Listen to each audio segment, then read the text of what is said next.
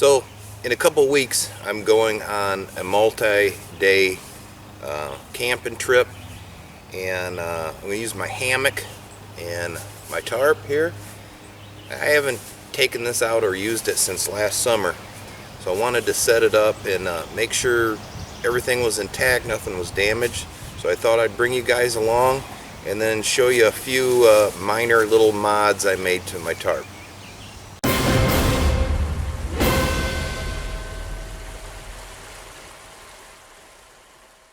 So this is my 10 by 10 sill nylon tarp that I got from Bruce over at Nature Calls.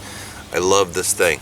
It's been on many trips, and like I said earlier, I haven't had it out or even looked at it since last summer, so I wanted to set it up before this trip and make sure that there's no damage to it, and I have all my cords and ties and everything. And let's get this thing out and see what's going on with it. Alright, first start out is I made this little duct tape sheath, and I use these are the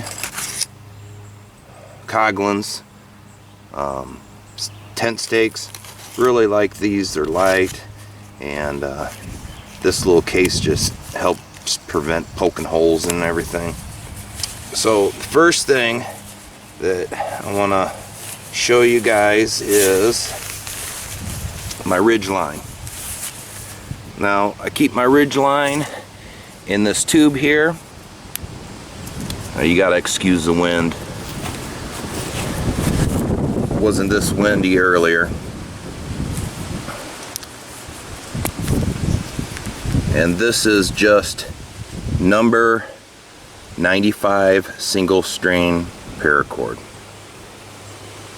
And I'll tell you why I went with this in a little bit, but I just got a Night Eyes S-beaner here, hook it around the tree, and I keep it in this tube container just to keep it from getting all tangled up.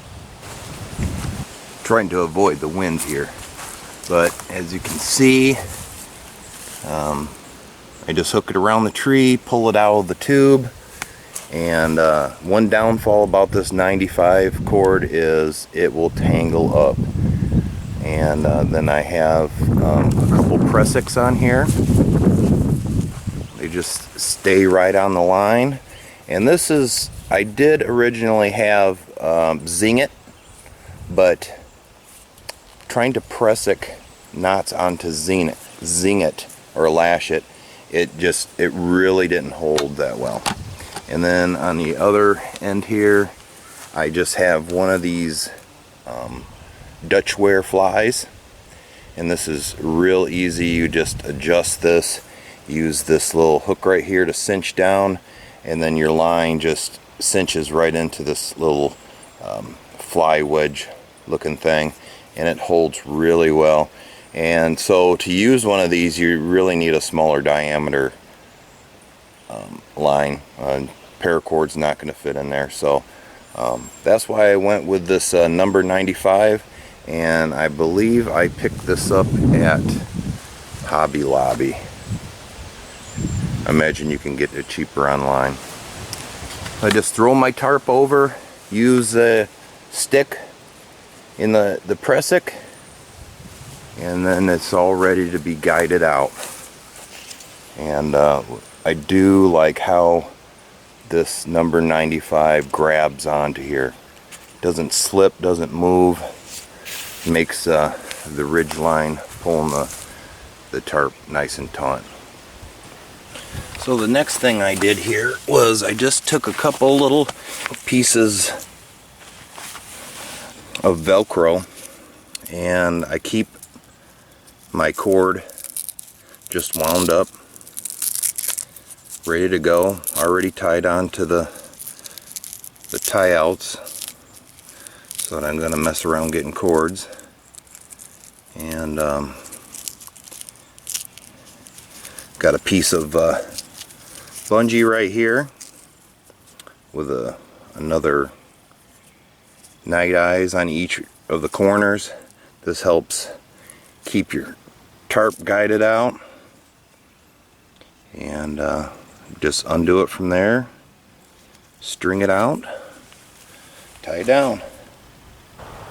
Well, I got it all guided out, and as you can see, the setup with the bungee, and then I used the number, a different color, 95 paracord with just a slip knot there, adjustable slip knot. Got these on all four corners here. Kind of wait for the wind to die down a little bit. Ridge line kind of sags a little, but keeps everything nice and taut here. So what I'll do is I'll just go over, look at my tie outs, and just do a general scan over the tarp. Maybe a stick poked it or something like that that I don't know about, that I can put some tape on it. Make sure my tie outs are intact, and just make sure that I got a good tarp for my trip.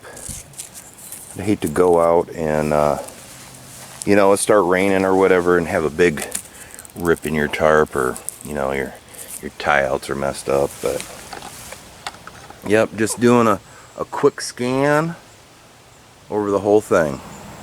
Everything looks good, everything seems to be intact. So when I put this away, I'll leave this cinch knot in here, and I'll just wrap it back and forth and back and forth with this, and then I'll just use this little Velcro ring and just secure it right there, so it's all ready just to deploy when I get to camp. Well, I haven't tested out the braking strength of this number 95 cord, but I've used it for the past couple of years, put a lot of tension on it, and it seems to hold up fine. I always carry a little bit of extra cordage with me in case, you know, something like this doesn't work out. Like it's windy right now, as windy as it is right now. Them bungees on each end of the tie outs really help. It gives less stress on the tie outs, and it helps it stay, you know, stay the hang or the flight that you want out of it. I did end up taking out my hammock on a overnighter a few weeks back, and so that's good to go. And some cook pots that I used during a backpacking trip and some other gear, that's still good to go. Just need to go over a few gear that you haven't used all year, get it out, make sure nothing's broken with it, and make sure all your gear's functioning. And so when you go out, you have a good trip, and you don't discover something that's gonna upset you. So until the next video, guys, take care. It doesn't have to be nothing pretty, just folded back and forth and then velcroed to the end there, ready to go. So the only real hassle to this 95 cord is it really tangles up. You really gotta wind it right. I was using a Ziploc baggie and doing the same thing, just feeding it in like a throw rope, and so it doesn't get tangled. And this is one of the downsides too, is it just gets tangled up so bad. Takes a little bit of time, but when you get back to camp, you can just clip the end onto a tree and pull it to the next tree, and you don't have to worry about it being all mangled up. I also carry a little bit of extra bungee and a couple other press-icks and everything in there.